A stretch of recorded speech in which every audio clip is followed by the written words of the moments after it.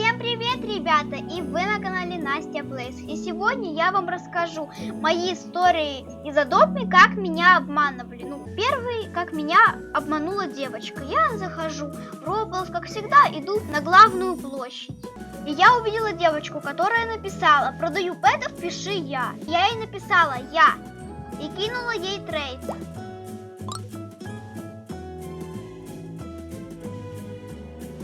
И она выставила пэтов, которых она продает. Я ей написала: я хочу оцелота.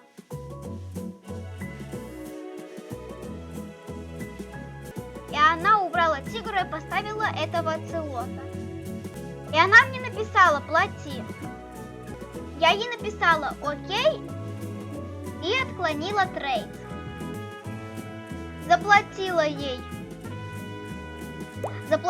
баксы. И эта девочка вышла с сервера. Вот так вот эта девочка меня обманула. То есть она сделала вид, как будто она продает пэтов. Я ей заплатила баксы, она просто вышла с сервера. Мне, конечно, было не очень обидно, но просто это были просто какие-то 20 баксов. Это ж очень мало, понимаете? И мне было вообще как-то на них, знаете, наплевать, потому что их очень просто можно заработать. Но все равно было немного обидно.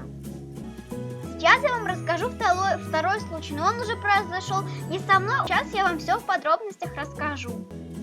У нее был легендарный грифон, и она шутила. То есть вы знаете, что на трейд можно согласиться два раза. Если, например, ты делаешь трейд, и если ты первый раз согласился, а потом такой: ну нет, все, я передумал, то ты всегда можешь нажать кнопку несоглашения от трейда. То есть ты можешь отказаться от трейда, потому что ты передумал. Но так и произошло. Она просто на первый трейд соглашалась. Ребенок думал: вау, она мне сейчас его отдаст, так классно. Ну а потом она трейд отменяла. И было детям, конечно, очень грустно, что им не отдали. Ну и в общем, она решила снова провернуть эту схему, типа тоже так обмануть. Она такая идет по улице просто. И видит девочку. И она снова с ней хотела эту тактику провернуть и кидает ей трейд. И ставит этого самого грифончика, чтобы обмануть. И, конечно, девочка подумала: вау, она мне сейчас его даст, я ей ничего не даю, грифона сейчас получу. И вот, девочка ставит галочку, она уже хочет отказаться, но случайно жмет кнопку согласиться. И девочка ей написала СПС. И ушла. Вот так вот, ребят, бывает. Поэтому, если у вас появился какой-то хороший пэт, то не нужно его показывать всему миру. Не нужно так делать, потому что вы тоже таким образом можете сами себя обмануть. Просто ходите с ним, ухаживать. Не нужно так обманывать людей, потому что вы можете обмануть сами себя. Ну все, ребят. Вот такие вот были истории, но это еще не все. Я вам еще хочу одну рассказать историю, как девочка тянула резину. Ну, в общем, мой пэт захотел в парикмахерскую, я туда пошла.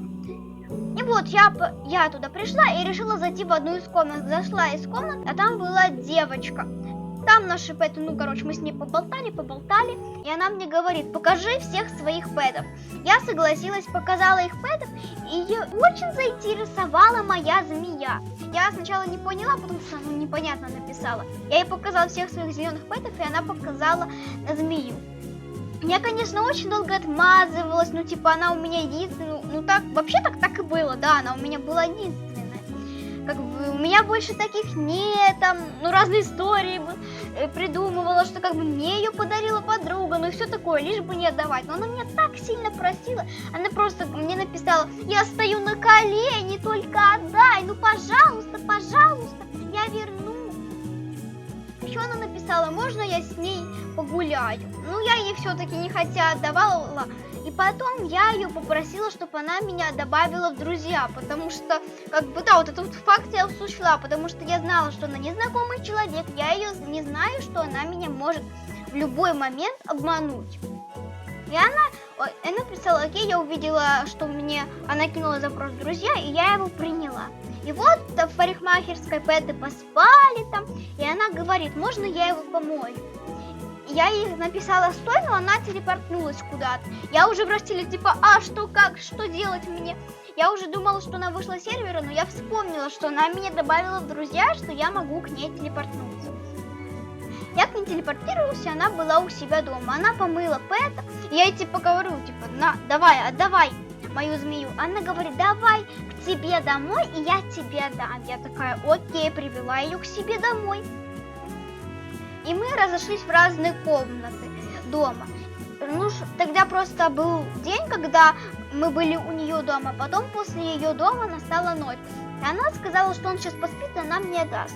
Я такая, окей, мы разошлись в разные комнаты. Просто мы с моей подругой делаем друг другу комнату. Она у себя дома делает для меня комнату, а я у себя дома для нее.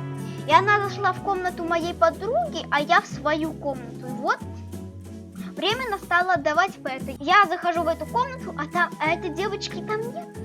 Я просто ее по всем комнатам ищу, нигде ее не могу найти. Захожу в друзья и вижу, что она не в адопе, то есть она меня обманула. Она специально тянула резину, лишь бы мне не отдавать этого Пэта. Вот так вот тянула, и потом просто вышла с сервера. Вывод, ребят.